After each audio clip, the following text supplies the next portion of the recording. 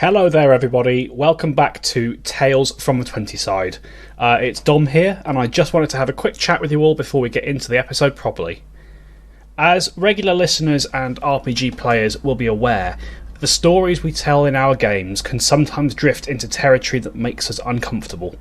And whilst we as players might be okay with that, it's important to understand that that may not be the case for everyone observing. In light of this, I wanted to take this opportunity to warn you that our story over these next couple of episodes is venturing into a particularly dark place. This subsection of the Reign of Winter adventure path has more of a psychological horror theme to it, and there will be situations that deal with strong emotions of fear and despair from the characters. I also feel it important to note that as part of this, we will be dealing with implied harm to children. Now, whilst I've done my best to keep my narration tasteful, some of the events described within may still be distressing to some listeners, and as such, your discretion is advised. If you are concerned that you may find this story too upsetting, I would encourage you to skip forward to episode 58, which marks the end of this particular arc. That is all I wanted to say for now. Thank you for your continued support of the podcast, and I hope you enjoyed today's episode.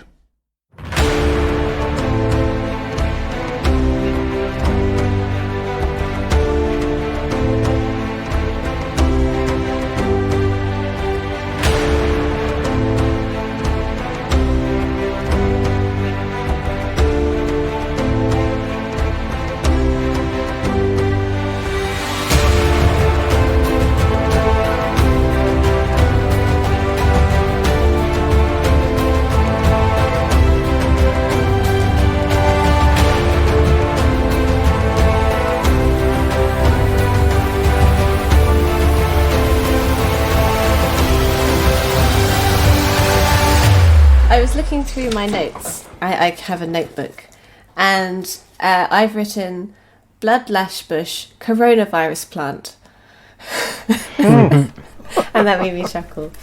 Yeah, I just thought I'd say that. I'd love to know what the context is there behind that note, Amy. Well, I wrote Maximus after it, so I think it was that blood lash. Didn't we get attacked by a bush? You did get briefly attacked by a bush, but I'm just confused as to what it's got to do with COVID. No, I don't know either, but I wrote it down, so it was clearly important. There we go. It can remain a mystery then, eh? Yes. Well, I've got to say that as soon as you said I've been making notes, it's like this is why Amy's a perfect addition to the party. You've got your dedicated notebook and everything. And not just in games, but in life as well. Amy keeps score. You guys are aware that doesn't mean that you can slack off on your own note taking, don't you? Yeah, I can't read my handwriting most of the time, so it's really just for show. Notes, they just all mean nothing to me. To slack off implies that there was some going on in the first place. I mean, when we sorted out the loot recently. Oh yes, that was quite eye-opening. Yeah. It's like, what loot have you got? Yeah, all I'm going to say is there is a lot of stuff that has just vanished into the ether. But there we go. I put that down to Amos's memory being quite bad because he's gotten old. That's it. At his old age, he keeps putting things down and forgetting where he's left them. Yeah. Yeah, he's still aged, isn't he? I mean, we've kind of almost forgotten that, haven't we? We have a little bit, but yeah. With all that in mind, I should probably welcome everybody to the show. Welcome back, listeners, to Tales from the 20 side, a Pathfinder 2nd edition Let's Play podcast. My name is Dom, and I'm the Games Master, and I'm joined by our regular cast members, who you've been hearing from already tonight, of Mr. Stu Jackson. Hi. Mr. Neil Kelly. Hello. Mr. Darren Mafucci. Hello. And Miss Amy Chislett. Hello. There we go. That's the official bit out the way. Welcome back, folks. How are we all doing? All right. Yeah, good. Not bad. Are we all ready and raring to continue our escapade through a haunted church? Yes. No. I think Alwyn's feeling quite trepidatious about it. In what way? Because it seems to be a bit more dangerous than what he perhaps initially thought. I'm wondering how long you're all going to stick with this little plan that I've suddenly roped you all into. That's turning out to be like quite a palaver. Yeah, I hope your necklace is worth it. That's all. Oh, it's so good though. It's so good. You I used it forgot once. that's why we're doing all this, putting our lives on the line. This is it, and yeah, you used it once against the Ravens, and then you fumbled it completely. Yes. Lost your mojo over it. Yeah, it hasn't gone so well so far. No, but hopefully it'll. Hopefully, fingers crossed. Okay. All right. Anybody got anything they want to say, or are we happy just to jump straight in tonight, folks? Let's pile in. No. I have nothing to say. Nothing of any use. All right then. Well, if we are all ready to go, bringing ourselves back into our game, our adventurers, Olwyn Templeton, Brother Amos, Otto von Niederschläger, and Della Thornbury have been making their way through a ruined Temple of Desna in the forgotten village of Ulsgaard. They have encountered some strange undead monstrosities wearing the robes of the Desnan faith, and on investigating the temple itself, they have come across several pages seemingly torn from an ancient diary that hint at some tragedy that took place in this temple, cursing the land and the souls of those who are bound to it. You've done battle with two of these creatures known as Huekivas, having destroyed both and scattered them to ash in various parts of the temple. And as your acquaintance Maximus Laurentius has been sort of performing rituals on the areas where these creatures were found in, he has sent you off deeper into the temple to look for a censer, so that he might be able to perform a ritual to fully cleanse this place and set it free of its undeath blight. You've investigated a few chambers, coming across a ruined dormitory and what once was a kitchen as well, all in varying stages of utter ruin and disrepair, and finding a few interesting items along the way. And now, just as you make your way back into the central courtyard where this massive dead tree looms over the ground, which is littered with tiny bones, the fog that Otto had dispersed when you first entered this area, as you re-enter the cloister, the fog is beginning to creep back in, and as it touches your skin, you all feel a chill roll through you. Adventurers, what would you like to do? Fetch a blanket for my knees. It's cold. Yeah, Grandad. Now Otto dispersed this with a healing spell, didn't he? He did, yes. So Alwyn is going to say, Otto or Maximus, do either of you have an area healing spell? Maximus is currently not in the cloister with you. Maximus, you recall, is tending to the second of these two shadows that you had found. Yes. So that'll be directed at Otto then. Do you think you can do that again with the heal? I think I've got area. Can I do a first level heal? Yeah, you absolutely can. That wouldn't be area though, would it? I don't think I've got any second levels left. As you're having, yes, you can. Sorry. Mechanically, if you do 3 actions, that'll do area. So as you're having this conversation, Orwin, the fog itself has suffused the air around you and fully blankets your sight once again. I need a will save from everybody, please. Ooh. A will save. Oh no. And I'll ask the question I always ask: is this a spell? This is not a spell. Not a spell. 19 for Elwyn. Okay. 16 for Della. Okay. 25 for Otto. I got 10. 25. Okay. I rolled a natural one. I don't know if that. Okay. So, Critical fail. as this fog closes around you, all four of you once again hear the cries of children and see shapes looming in the mist. For all of you, aside from Otto, you are washed with just this wave of despair that washes over you and threatens to overwhelm your mind entirely, and you all begin completely involuntarily. You begin sobbing quietly to yourselves. Brother Amos, for some reason, as this sensation washes over you, you are reminded of some of the women who you used to protect when you before you became a monk, and that palpable despair is enough to bring you to.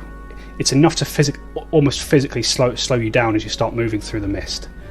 Otto, as these sensations wash over you, they touch your mind for just a moment and then they pass.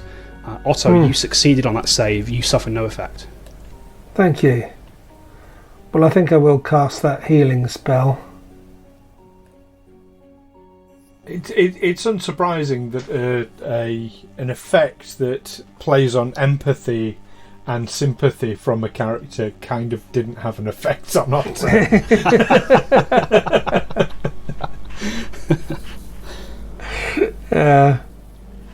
Isn't that funny? So I'll cast a healing spell. If that's is it just a roll 20? So are you casting heal again using all three actions? I'll cast heal using all three turns. Yeah. Okay. So if you could roll a D10 for me, please. A D10. D10. That's an 8. That's a 10. Sorry. It's a 6. A 6. Okay. You pulse out this wave of healing energy there, Otto. The fog around you is dispersed, and it doesn't seem to have been burned away quite as effectively as before, but it has been pushed away out of this cloister for the time being. In addition, could you roll a D8 for me, please? A D8. 8. 8, lovely. So anybody who was wounded, you all regain 8 hit points.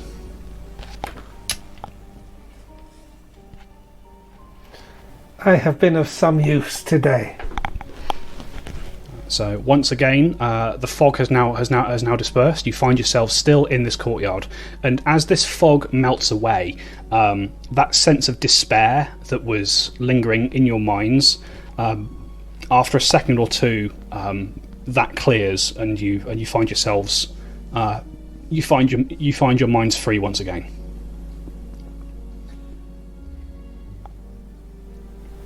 What would you like to do?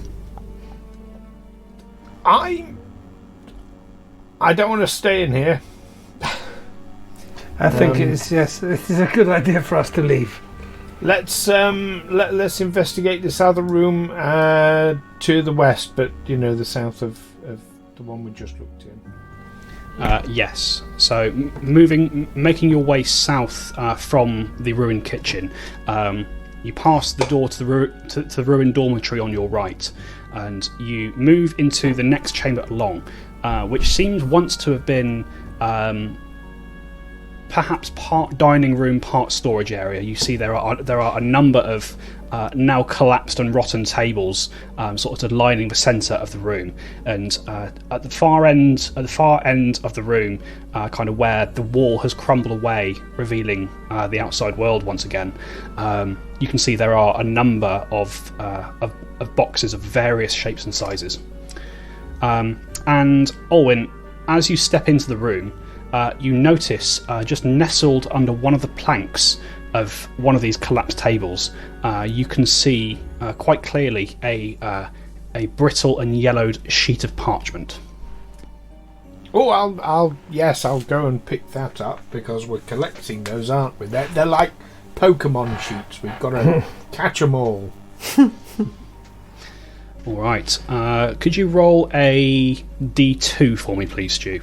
A D2. Well, I can roll a D6 and tell you whether it's odds or evens. How about that? Works for me. Odds is 1, evens is 2. Okay. It's a 5, so 1. 5, so 1. Okay. A D2, is that like a tossing a coin? Essentially, yeah. Essentially.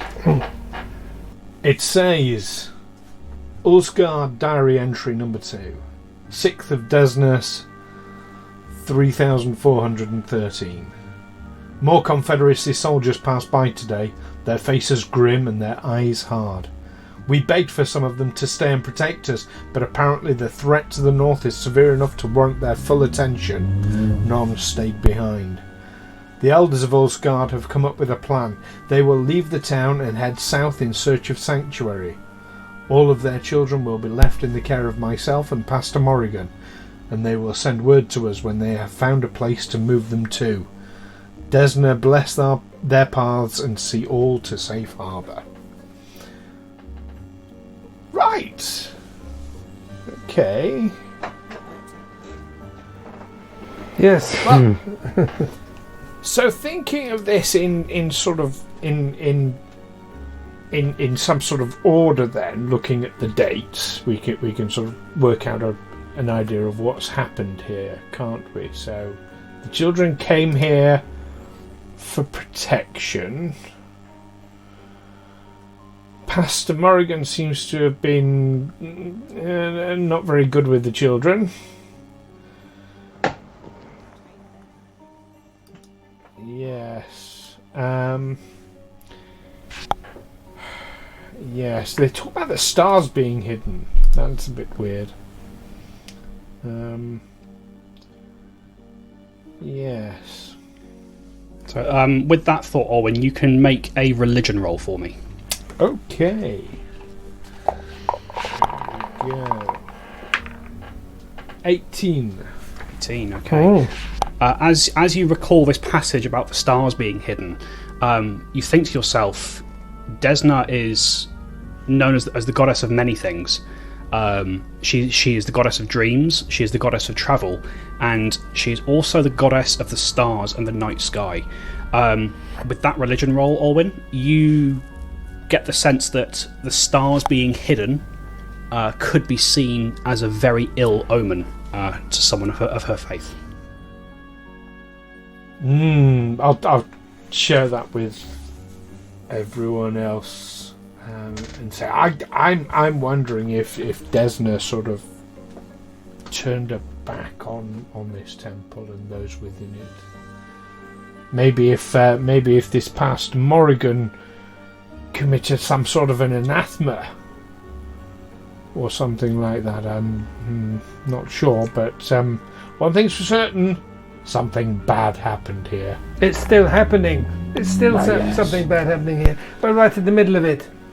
I mean, all the the little bones and skulls also is an indication that something bad happened here. Yes, and happened very quickly. We're trying to fix the bad thing. So Yes, let's see if we can find that proceed. sensor. Yes. There's some boxes in the room. Yes, there are a number of sort of crates and barrels at the far end of the room near the collapsed wall. I guess it could be over there. If anywhere, I'll go have a look. I will now join in, start searching through. All right. So if I could have perception rolls from both of you, please. What are Brother Amos and Otto doing whilst this is going on? Is there room to pitch in? If you want to, it's a fairly large dining area. You can be in there if you wish. Pitch in Yes. and search the boxes. Yes, No and pitch and search the boxes. Yes. Perception rolls from the two of you, then, please. 26. 21. Oh, a natural 20. So 27. Nice. I'm very perceptive tonight. 24. Very nice. Good rolls all round. Between the four of you, you're able to quite quickly sort of haul out a number of these crates, most of which seem to contain various mundane things. You see candlesticks. You see sort of crockery that's covered in moss. There's a basket of steel cutlery in the bottom of one of these crates. But very mundane things that might be used in the day-to-day running of a temple such as this. But being thorough and being meticulous, the four of you are able to search through this entire stock in not too long at all, and you come across a couple of things of interest. First of all, you come across a long brass chain, which is to which is attached what seems to be a lantern or a burner of sorts. You recognise this as a censer that might be used for burning incense and all that sort of thing. The other thing you notice is that in one of these boxes there is a cylindrical shaped object. That seems to have a latch on one end, and as you flick this latch up, the top end of this case opens up, and you find yourself looking into a scroll case, which has 2 pieces of parchment inside.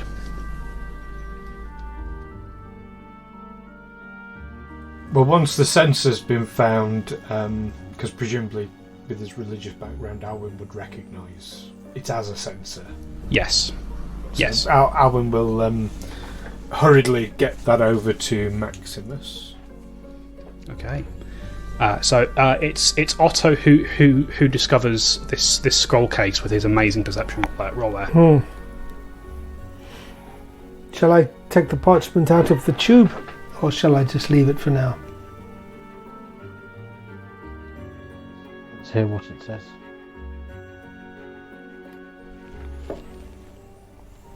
Yes, I'll take it out.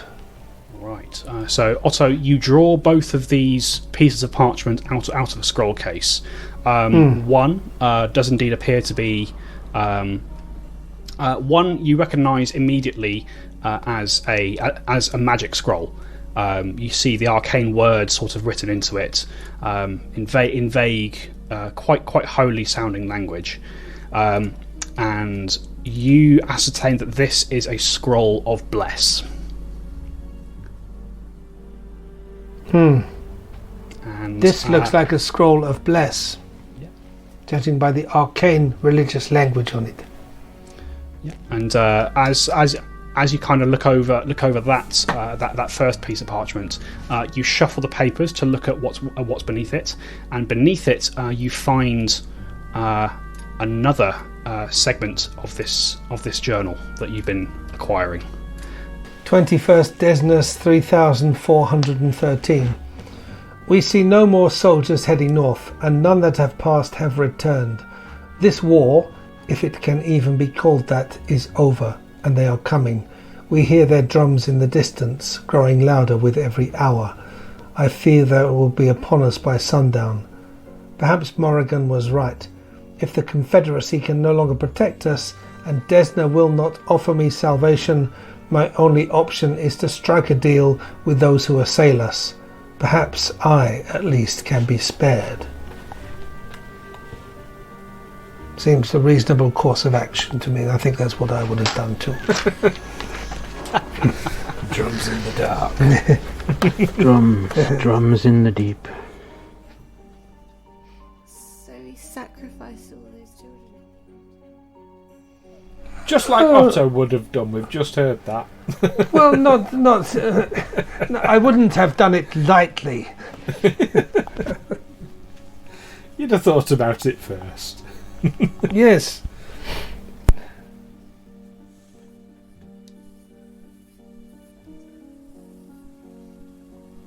I think Alwyn's had it Oh, away. you've already and gone. I he's- will. Yeah. Okay. So as you make your way back into the cloister, sort of to go and find Maximus, you see Maximus making his way into this central area from the main body of the chapel. Seems to have finished the work he was doing in there, and he sees you as you approach. Good. Did you find anything? Yes, got this. I'm not one for censorship, really, myself, but I know you wanted this. Found this spoon. Excellent. That's just what we need. Now, I must ask you before we begin: Are you prepared for this? This work we're going to do here this evening will take a little time. Well, the fog keeps coming back in the courtyard, and it's thoroughly unpleasant. Don't want to really be in there. No. I've got no plans for dinner, so... But you say prepared. What can we expect? Well, the ritual that I'm going to attempt is powerful magic. It will appease the spirits of the dead who still wander here, and will enable them to pass on to the boneyard as the Lady of Graves wills. There are 3 stages to the ritual. The first is the supplication, where we gather the remains of these unfortunate souls into pyres and set them alight to begin the ritual properly. Once that is done, I will need contribution from whoever feels they can provide it. Anything you can think of. Perhaps a prayer to the deceased, perhaps a plea for them to move on from this world, whatever you can think of. And after that comes the dangerous part, the appeasement. The spirits themselves will be manifested, and they will be assaulted by their fears, possibly these creatures that slew them. Whilst they did do so, I will be vulnerable. You will need to keep these assailants from harming the spirits as much as you can, and also from myself. And once they are defeated, we move on to the final stage of the ritual, which is the cleansing. And the cleansing, although it is the simplest part, it is also the part where the whole thing can come undone. For the cleansing, I will need whatever magical strength, whatever magical reserves you have left over. Well, if I might, a sort of idea plan thingy forms in my thingy brain. What's it? You're getting a headache with pictures. Yes, that's Off to a that's good it. start. So I mean, you need a pyre. You need the remains burning. Well, Otto, that's your time to shine. Yes. Really? Isn't it? And for offering a prayer for the deceased. Well, I'm as a champion of Caden Kalian, I'm more than happy to step up to that. As for these creatures, well, I mean, we'll all pitch in, obviously, but we have our brave elderly monk who's fearsome, and our little stabby friend. Little stabby friend. Little stabby friend. He doesn't know you that well yet. But he knows enough about you. Yes. But I think by that point we'll all be piling in anyway, and any plans that we might have made will probably have gone tits up. They usually do. What do we think? Is that The sooner we get going, the sooner it's all over. I'm going to say, because I have one more. I've only have the one more ability to cast Lay on Hands. So if I stand next to Maximus, if he does get attacked during this and sort of injured, at least I can help.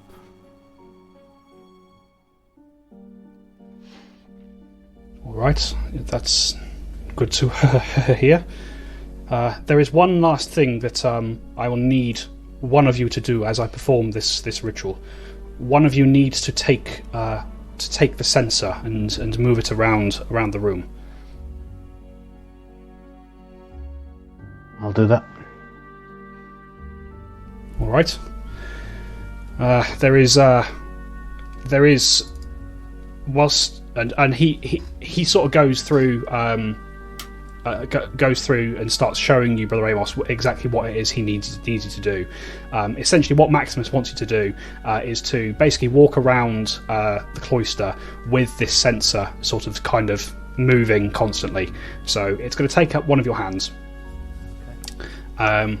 You have to. You will be moving at half speed whilst you're walking around, and as you're doing so, Maximus teaches you a short prayer that needs to be said as you are moving around.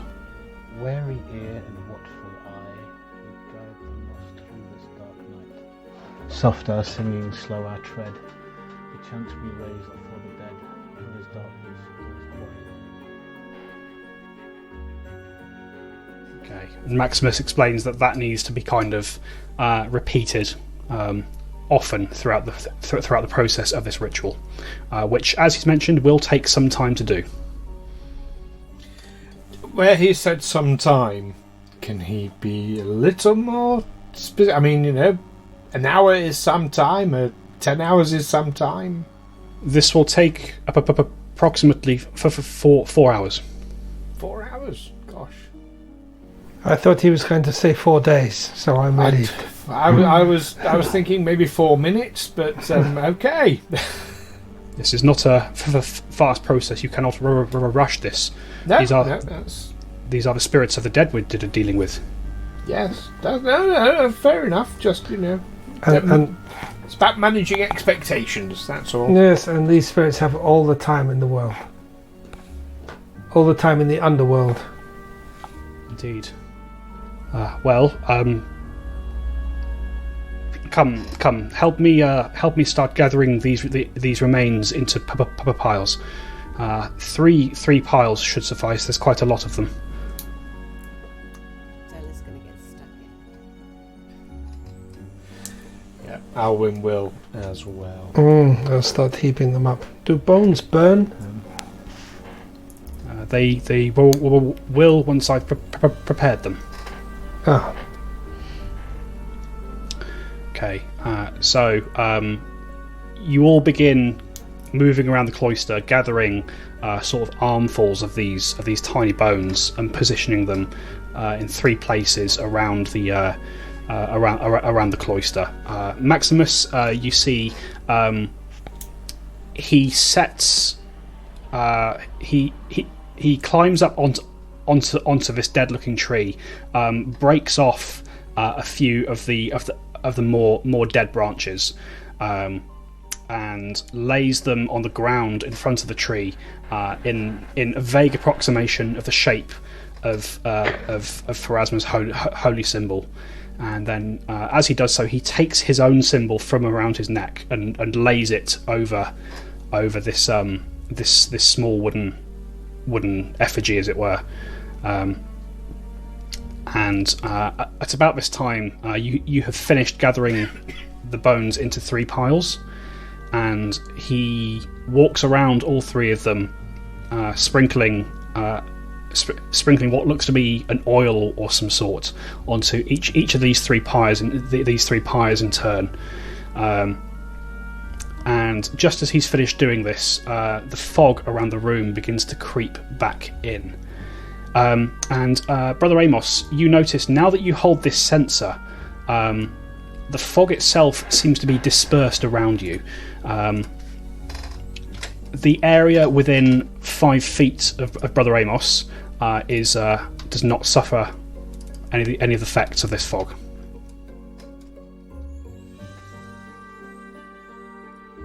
Guess we're best friends now. Yes. I was thinking if we notice this, can we get up close? Yes, I'm going absolutely. to. It's definitely noticeable. The fog sort of actively avoids the area where this incense is burning around Brother Amos. Let us gather around Brother Amos. And Maximus sort of once these pyres have been doused and the incense is burning, Maximus takes his position, standing over this focus that he's created on the ground, and he looks over at the 4 of you, and says, "All right, are we ready?" I think so. Do you all understand what you need to do? Does anybody have any questions? I'm just going to set fire to the pyres. Is that right? That's correct. All you have to do is say 1, 2, 3, go, and I'm going. Draw my rapier. Yeah. Alvin will draw his rapier and... actually, no, he will draw his everlasting stein. Ready to make his prayers to Caden Kalian. And he's going to instruct Chardonnay to guard Maximus. Alright, okay. So Chardonnay scampers off away from you into the fog to stand by Maximus.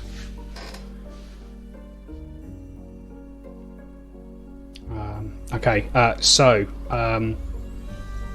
as you make your preparations here, you all give Maximus a nod, and he returns the nod and sort of gives it, sort of settles into sort of full concentration mode as he does so. And I've got a lot of notes for this, so bear with me. He motions to you, Otto, to start lighting these pyres. I will produce flame. You do. Not phlegm, but flame. Yeah. Yeah. You produce flame, Otto, and in 3 quick blasts you flick the flames onto these makeshift pyres, which begin to burn with not with a regular flame as you would perhaps expect to see, but with an eerie green glow that suffuses the whole area itself. What is it that makes a green flame? Anyone know their chemistry? No. I want to say it's zinc, but that's probably wrong. Methane, which Is farts. it methane? Or are they blue? Regardless, Copper. these is it copper? Yes. That makes and sense. copper Fair enough. is in So when you burn policemen, they burn green. I don't think that's true, Stu, but there we No, go. Let's find out. it's not. There we go. Anyway, yes, you watch as these 3 pyres sort of spring up into this eerie, sickly, ghostly, almost green flame that suffuses the entire cloister with this light. And as the pyres light, Maximus turns to his focus on the ground, stretches his arms out in front of him, and closes his eyes. And he takes a second to clear his throat, and he begins speaking in a voice that none of you have heard him use up to this point. Whereas before, Maximus has kind of been this stammering, unconfident sort of weedy priest. Now his voice seems to carry a great weight of authority. It booms deeply across the cloister, but not in such a manner as to be intimidating or forceful. This seems just very confident, and there is a softness to it as he begins to speak. What is this life? Well ye know, fleeting torment ere we go. What comes next once life subsides? Man his fate she should decide. Soon will rise the dead unburied, each will say by what they're harried. We will grant these souls reprieve, we're prepared to end their grief. And so begins this cleansing eve. And he looks over at the rest of the group and sort of gives you all a nod. So in this phase of the ritual, you all have the option of doing something to assist in the ritual in any way you'd like. So have a look at your skills, see what you're good at, and see if you can think of a way for your character to use them to help here.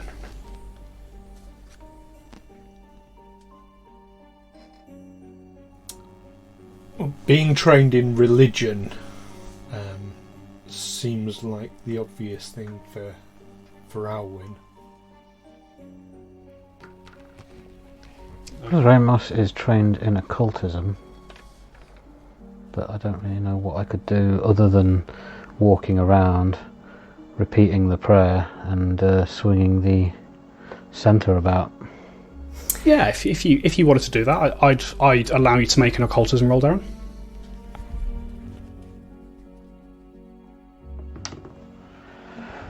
19. 19, lovely. So as Maximus looks at the four of you, Brother Amos, almost instinctively, you start walking gently through the fog. Unless you tell me otherwise, I'm assuming that the rest of the group is keeping pace with you. Yes, I know what Dylan needs to do. Okay. Brother Amos, you are walking sort of gently and somberly around this area, sort of repeating the words that Maximus has told you, and it's strange. Although you've never done this before, there is a comfort to what you're doing. You find yourself very at ease, and the words almost seem to flow from you almost entirely on their own. Della. Yes, Della would like to follow Brother Amos and use performance to copy what he's doing. All right, okay. Let's have a performance roll, though, Della. Okay. And not do very well, 10. 10, okay. It's strange, Dada. This doesn't quite come as naturally to you as perhaps you would have hoped. And although you're repeating what Brother Amos is saying, there's not enough almost feeling behind it, because you are repeating what he's saying. You don't find yourself getting into it as much as perhaps you were hoping. But you absolutely sort of follow along behind, chanting as you do so. It's a bit out of sync. It's a bit jarring. But that's your contribution. Anybody else? Anything they want to do? Well, as Caden Kalian is all about freedom, and the way Alwyn is seeing this is that these spirits are being basically trapped in their current circumstances. They're not free currently to move on to the next plane. That's essentially what Maximus is doing, is enabling them to have the freedom to move on. That's how Alwyn's interpreting it, at least. Okay. Alwyn would like to start saying prayers to Caden Kalian to, in the hopes that Caden's listening and can do anything to help with the freedom of all these poor trapped souls. Okay. Sipping away from the stein as he goes, because that's his way of praying. All right. So that tells me that sounds like you want to make a religion roll, Stu. Is that correct? That's correct, yes. Make a religion roll for me. Okay. 26. 26. Very nice. Rolled an 18. So, Olwyn,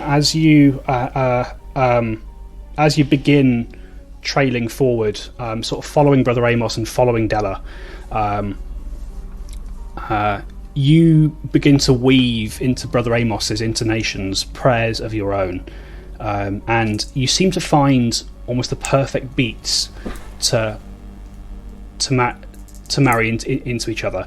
And what starts off as this sort of soft cacophony of discordant voices slowly builds as you progress round and round the cloister into a soft harmony, and you all begin to feel a sense of peace surrounding your little bubble.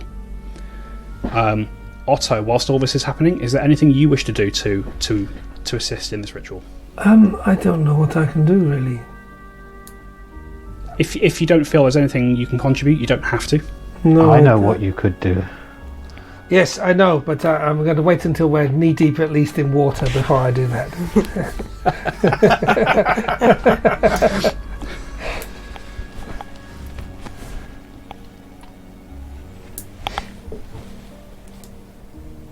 So, are you doing nothing there? I'll do nothing. No, Do nothing. I'll just stick close to brother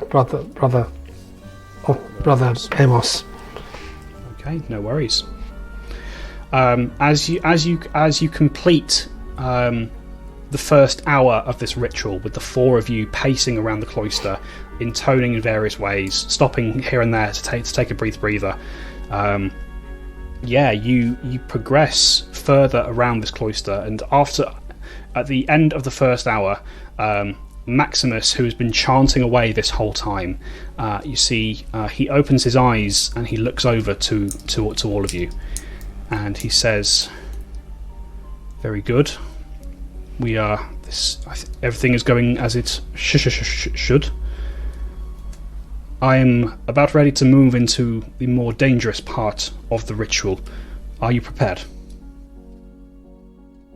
Now he tells us. Yes. When do you want the prayer for the dying? Oh, you've been doing it already. I've heard you speaking. Oh right. Well, yes, it was more generic, but yes, okay, cool.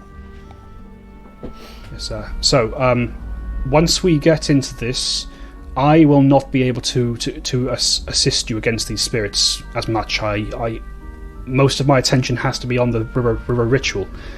However, there is one thing I can do if you feel it will help. I can cast the spell Sanctuary, either on one of you to protect you, or on myself to make you less need to worry about me. That's very generous of you. No, I'm familiar with the spell Sanctuary. I think it would be a good idea to cast it on yourself. It'll make them less likely to attack. I mean, it won't make it impossible for them to attack you, but less of a target. All right. And you see Maximus keeping one hand hovering over this divine focus on the ground, moves his other hand across his face and down to his side, and as he does so, a veil of shimmering divine energy releases from his fingers and just sort of settles gently over his body before fading from view. Alwyn's going to swap out the stein for the rapier and have his shield out and go and stand next to Maximus. Okay. Are you breaking away from Brother Amos? Yes. Okay. As you step out of this little bubble there that Brother Amos is creating, Olwyn, you once again hear the cries of these children, and this wave of despair washes over you. I will need a will save, please. Mate. 18. 18. Okay. Once again, Olwyn, this wave of despair washes over you. and you find a sob sticking in your throat, as if you're about to burst into tears. But you move your way over to Maximus.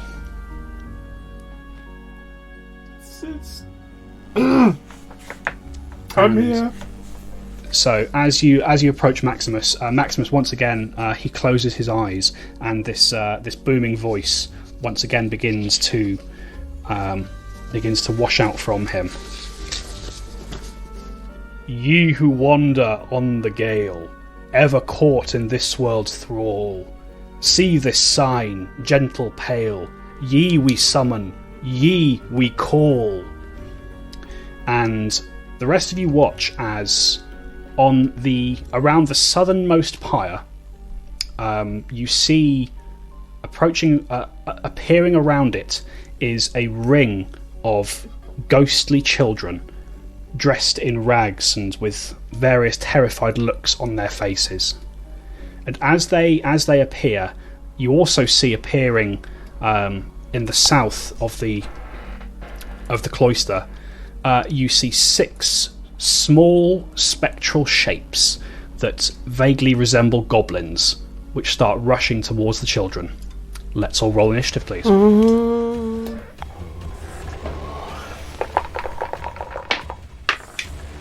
I threw a natural 1. Oh. So 8. I threw a 1 as well. Guys, what's going on? I rolled a 5, so that's 15. We're getting the low rolls out the way. Hopefully. So, Brother Amos, what was your total? 8. 8 as well, okay. 22 for Alwyn. 22 for Alwyn, and Della.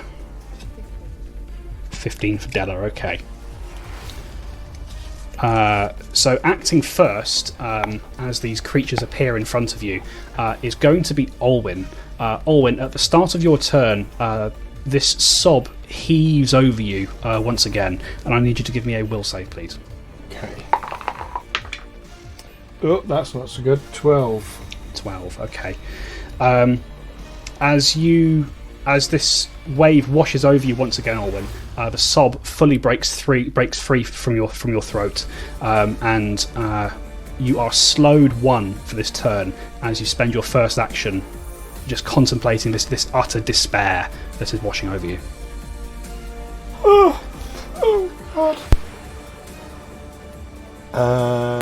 I will use an action to raise the shield.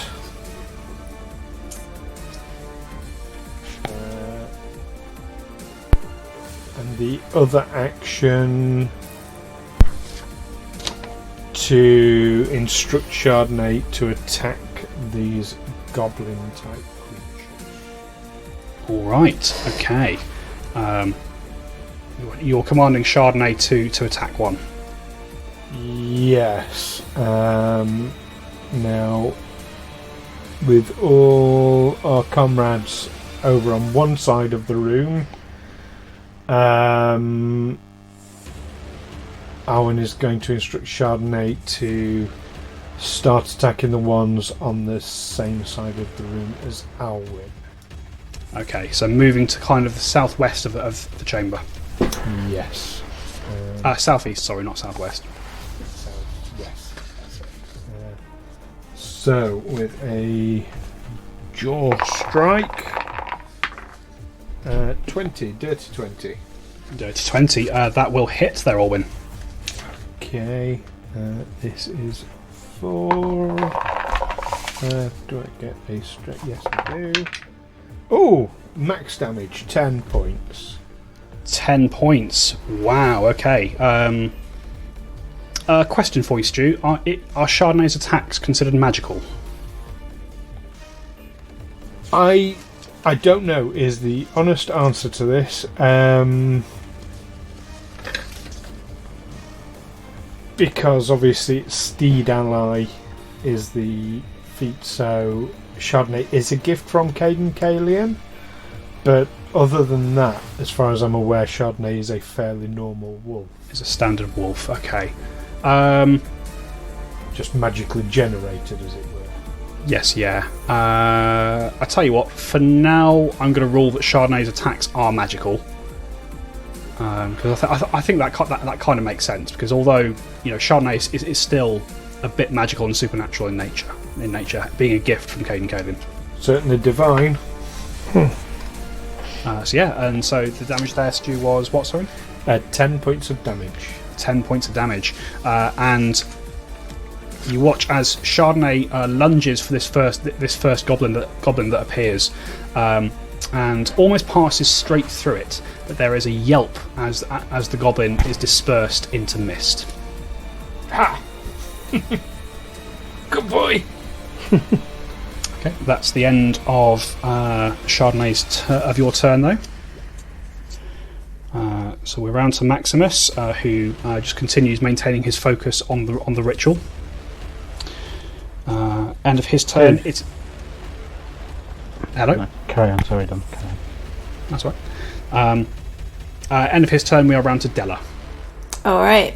I am just going to run straight at the first goblin and slash at it. No, actually, no. I'm not slashing for a change. I want to observe this guy and use predictable. All right. So before you do any of that, Della, I will need you to make a will save as you exit into the fog. Yes, of course. I got an 13. 13. Okay. Yeah. So as you enter into this fog, Della, you are also hit with a wave of sadness and despair. You are slowed 1 for this turn. Okay, so does that just mean I lose an action? It means you lose an action. Yes. Okay, cool. So I've moved, so I will just hit it then. Okay. Oh, go away. With a 15. 15 is not enough to hit Della. Having never fought a ghost before, you're not quite sure how to fight them, and your strike glides harmlessly through it.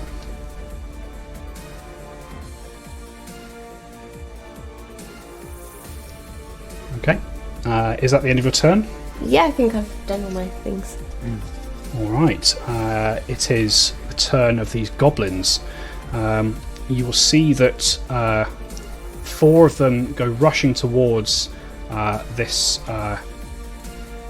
gaggle of spiritual children, and the 5th, the one that is engaged with you, Della, is going to make a swipe towards you with its spectral sword. And I've got a... that's a 27 to hit, Della. Does it? Alright. Della, you take 4 points of negative damage, as although this weapon seems to pass straight through you, leaving no visible wound, there is a chill as it passes through you, as if it's stolen some of your life energy.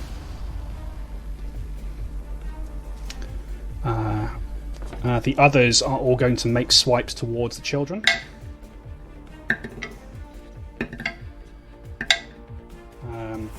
You see sort of hacking and slashing at them. The spectral children sort of cower and scream in fear. Olwyn, being stood next to Maximus, you notice that as these goblins strike the children, Maximus himself winces in pain.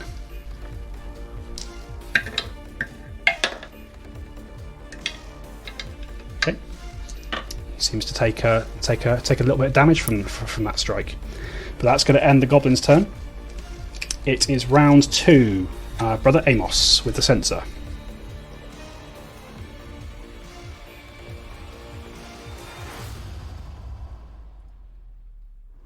The nearest one is the one engaged with Della. 5, 10, 15, 20. You can get to it with 20 feet of movement, or you can get a bit further past it with 25. Didn't you say that Brother Amos is on half movement? Of course he is. Well remembered. Yeah. What did you say? 20 feet. Yes, 20 feet to get into melee with it.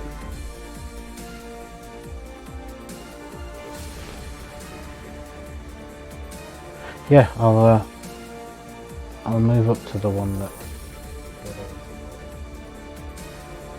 Okay. Take a swing for it, which is pretty much all I can do. Alright, roll that attack, Brother Amos.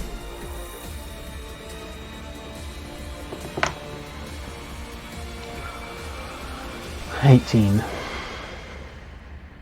18 is enough to hit there. Roll damage for me.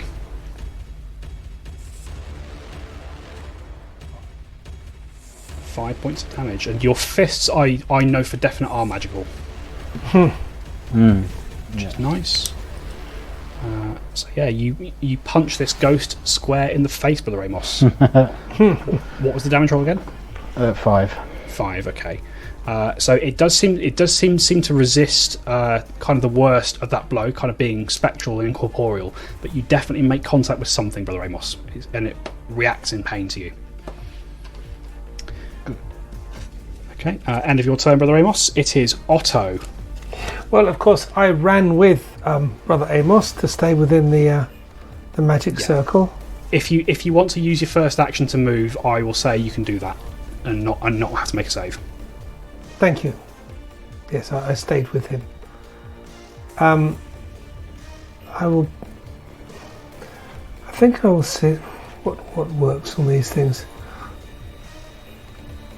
I will try an electric arc on 2 of them. All right. Which 2? The 2 nearest to you? The 2 nearest, yes. All right. Okay, so it's reflex saves for them. Is that correct? Yes. Okay. What's your DC? My DC is 19. 19, okay. So I have got a 26, which is a success, and a 9, which is a critical fail. Ooh. So it's roll. It's 2d4 plus 3. It is indeed. 1. Plus 3 is 4, so 7. 7, okay. So even with the resistance, you watch as one of these creatures currently harassing the spectral children is blasted by this bolt and dissipated into mist. The other, that Della and Brother Ramos are just striking. Actually, with the damage that's already taken, Otto, both of these spectral goblins pop into mist as you let out this blast of electricity. Oh, that works. All right. I think that's the end of your turn, Otto. Mm-hmm. So that's going to bring us back round to Olwyn. Another will save, please. Okay. Slightly better, 17. 17. It's still not enough, Olwyn. This despair is really quite choking with where you currently are. And once again, you are slowed 1 for this turn. Okay. So, yeah, I mean, Alwyn's not the sort to even try and hold it back. He's just going to weep openly. But as he's doing so, raise his shield and, in a hopefully not garbled way, say, "Shall I go visit Alice to big goblin?" And he wants Chardonnay to move up to the 2 goblins on the eastern side and attack the one that's below the other, so the one to the south. Okay, yeah, the first one away, I'll get you. Yeah. Roll that attack for Chardonnay. Okay.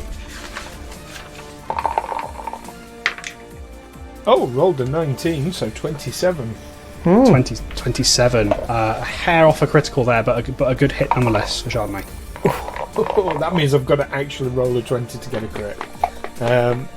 But what a good boy. Maybe I spoke too soon. 5 points of damage. 5 points of damage, okay. So Chardonnay bites into this creature. This time not as destructive as Chardonnay was previously. Chardonnay snaps and snarls, and the goblin once again sort of cries out in pain, but this time does not burst into mist. Okay, with a free action, I would like to call out to everyone, don't let the goblins... Oh my god, the poor children. Because it's affecting Maximus. He takes damage, but those poor children. Right. Okay, end of your turn, Orwin. It is Maximus who continues his work on the ritual, and as you look over at Orwin, for as stoic as Maximus is being here, you can also see more than a single tear rolling down his face. That's the end of his turn. We're on to Della. Okay, cool. I am going to run in between Brother Amos and the goblin near me, so I can stay within the sensor circle. Yeah, sort of skirting around Brother Amos. You stay within this area of safety that he's providing for you. I don't know what that was. Sorry. And then I'm going to stab at the goblin with my rapier. All right, please do so. And I rolled a 26. 26. Oh, that's a good hit there, Della. Roll damage.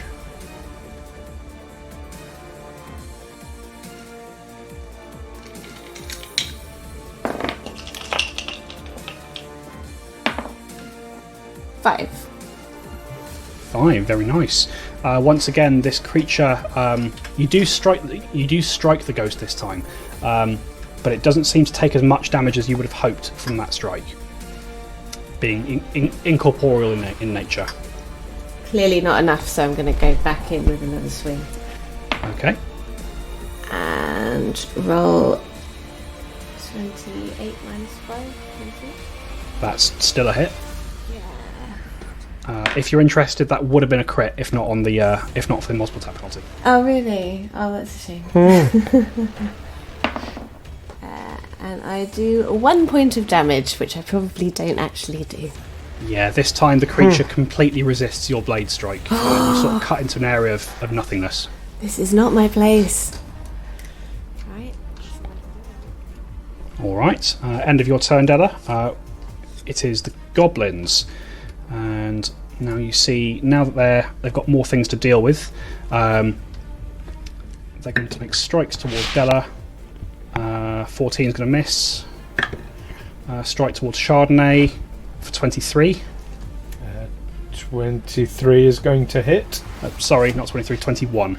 21 is still going to hit. Okay. Chardonnay takes 6 points of negative damage as this spectral scimitar washes through him. And the last one is going to make a strike towards the circle of children. Yep. And Olwen, once again, you see Maximus wince in pain as some of his own energy seems to be drained by that attack. Is he looking very drained? No, for the time being, he's looking okay for the time being. He doesn't seem to be seriously injured just yet. Okay. Okay, but that's going to end the goblins' turns. It is Brother Amos. I will again attack the goblin. Okay, so you'll need to step up to it first, so you can do so.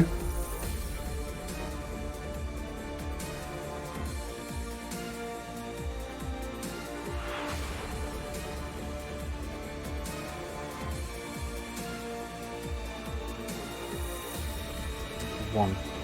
21 will hit there. Roll damage. 8. 8 points of damage. Oh, you stride forward, Brother Amos, and with a singular swipe, you crack this ghost on the jaw, and it also scatters into mist.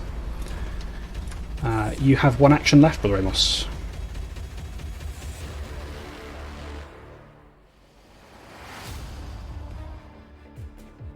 Nothing. You'll do nothing. Okay. Carry on saying my prayer. Okay, keep going. Yep, end of your turn, Brother Amos. It is Otto. I would have stayed with Brother Amos and moved with him. Yep, that's fine. So again, your first action can be to move with him. That's fine. Can I move to the other side within the... From where you were, I think... Yeah, you can kind of be in the position that the goblin previously was. You can get there with your movement. Can I? Which is... there. Yeah, you're So I've got a clear shot at the other two goblins. I will do another electric arc. Okay, so let's have reflex save from them. Okay, that's marginally better. I've got an 18 and a 23. I think the 18's a fail, is that correct? 18 to fail, because my spell DC is 19. Alright, roll damage for me. 1, 4, 7 again. 7 again, very nice. Okay, so the one that succeeded, you see the one nearest, the one kind of nearest Maximus and the rest of the group. The lightning crackles across it, but it doesn't seem affected at all by that blast. It seems to have resisted the entire effect. However, the one that Chardonnay was engaging, this electric crackles across it and pops it into mist. How satisfying. Okay, end of Otto's turn. We're round to Olwyn. There is one of these goblins left. Okay, presumably you want a will save from me. Yes, please. Well remembered. That's better. 21. 21 this time is a success, Olwyn. You choke back the despair, and you are not slowed on this turn. Okay, so because these things have only appeared around one of the pyres so far, and there's two more pyres closer to Maximus and Alwyn has a sense of perhaps what's coming, and is going to raise his shield again. He's going to take a small manoeuvre, so he's still next to Maximus, but perhaps a little bit closer to being equidistant between the pyres. Okay. And third action, he's going to instruct Chardonnay to go full-on mental at the remaining goblin. Okay, make 2 attacks for Chardonnay. 2 attacks for Chardonnay. First one is 19, so that's 27. That's a hit. That is 6 points of damage. Okay, very nice. One more strike. The other one is 30. Because it's the multiple attack penalty is 5, isn't it? The jaws don't count as agile. They which do I find not. very No. strange. But it's 13. I mean, it would be a miss anyway. Yeah, 13 is a miss. Unfortunately, this goblin sort of staggers and as Chardonnay bites into it, but remains on its feet. That ends your turn, Olwyn. We're on to Maximus, who. Sort of much like yourself, Olwyn, he seems to choke back this fear and this despair, and he's able just to. You see him building a familiar bolt of energy in his hand as he points towards the other goblin, and you've seen him cast this spell previously. This sort of bolt of black and blue energy wraps itself around the goblin, and then the goblin bursts into mist. Oof. And as that last goblin bursts into mist, the ring of spectral children surrounding this pyre, they sort of look up from where they had been cowering previously, and you see smiles cross their faces, and they all, and the circle disperses, and as they run off into the mist, and that pyre dies down. And that is where we're going to end for this episode, folks. One down, 2 to go. That was tougher than I hoped for. I'm pretty useless here.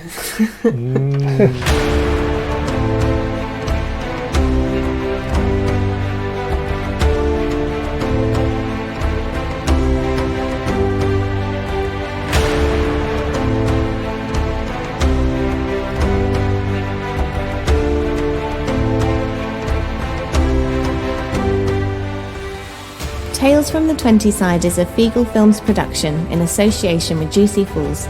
Music by hooksounds.com and editing by Stu Jackson. Follow us on Facebook, Twitter and Discord by searching Tales from the 20 Side or by visiting talesfromthe20side.com.